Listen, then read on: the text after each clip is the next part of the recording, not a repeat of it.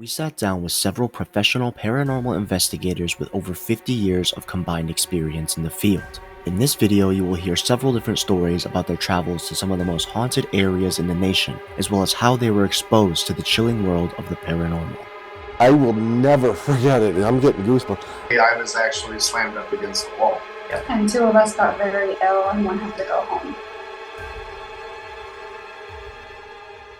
My name is Dale Kaczmarek. I'm the president of the Ghost Research Society. It's an organization that's been around since 1977. We started out as a group of like-minded individuals that just interested in the paranormal. My name is Vanessa, and I come from a pretty long line on my mom's side of Romani gypsies. I'm Susie. I've been on the team for over 2 years. Grew up in a haunted house, had some really terrible things happen to me, and I found that there were things that happened that I couldn't explain, more so from a protection standpoint. I'm Chris, founder of Shadowcraft. I've been in the paranormal field for close to 20 years. It started when I was younger. I had something attached to me from a doll that was brought over from Japan. Since this has been a big part of your life, could you tell us any about any real big experiences that you remember? Like I said, we've investigated a lot of public places and a lot of private places.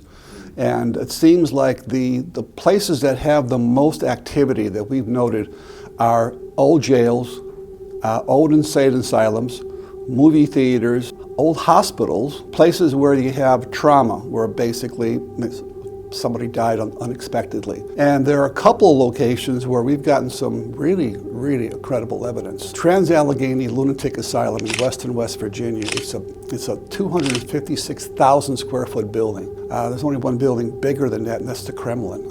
It's huge. And we went in there, we just had a camera. You were walking through there, a video camera, and getting ready for our investigation, and they're telling us the history and so forth. And during the course of our walkthrough, we heard audibly 9 disembodied screams.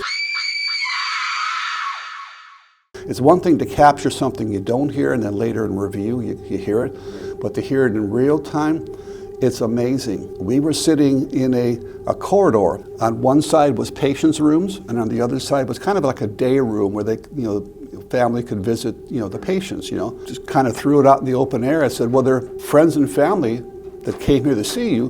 Why don't you go to the day room? And no sooner had I said that, here's a shadow goes across the hallway.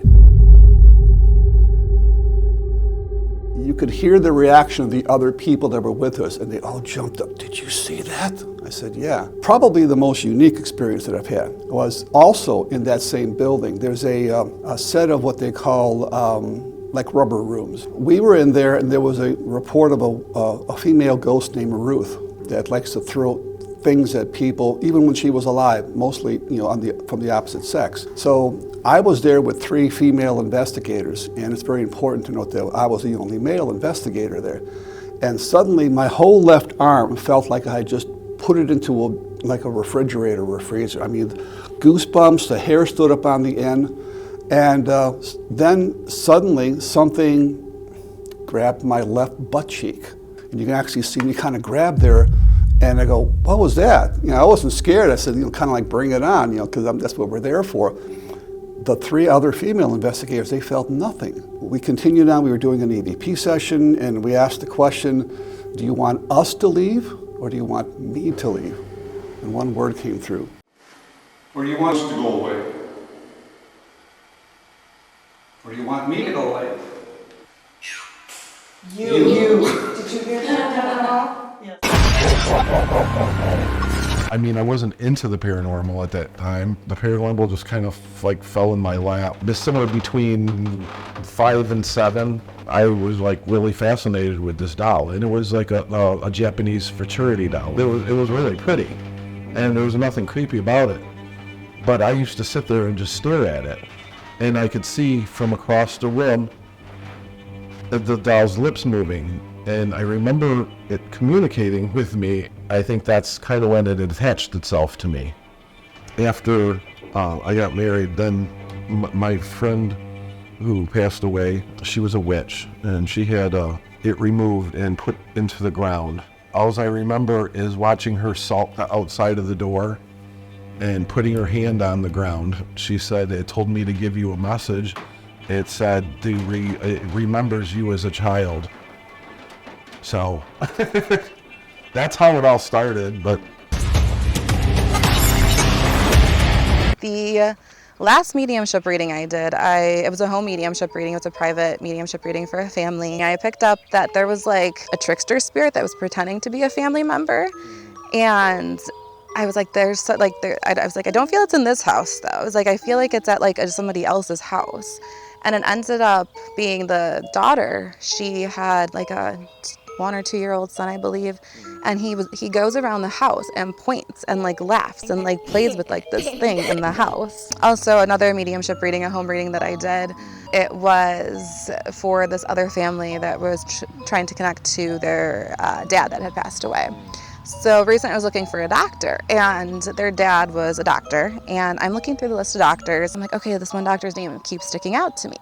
Looked him up, and I was like, oh my gosh, that's the reading for the family that I did. That was their dad. So I reached out to the daughter, and she was like, oh my gosh, like, thank you so much for like letting me know that. I'm like, I think he's still trying to like, be a doctor, even like passed on. So, just having those moments and being able to connect to that. Audio Jungle.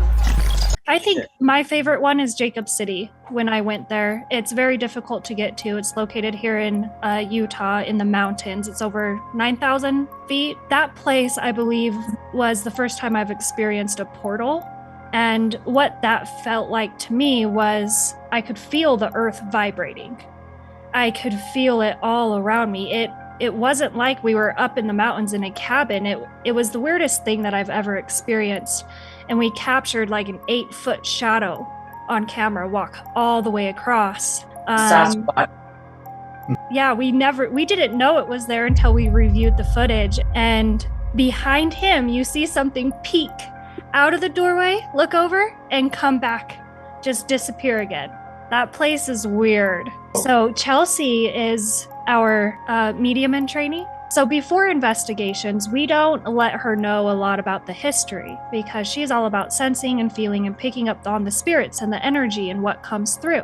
So she's outside of the truck. We are all inside and we are going through the articles. I'm reading information about the accident. So the rest of the team is aware of what types of questions we should be asking, what we need to be looking out for.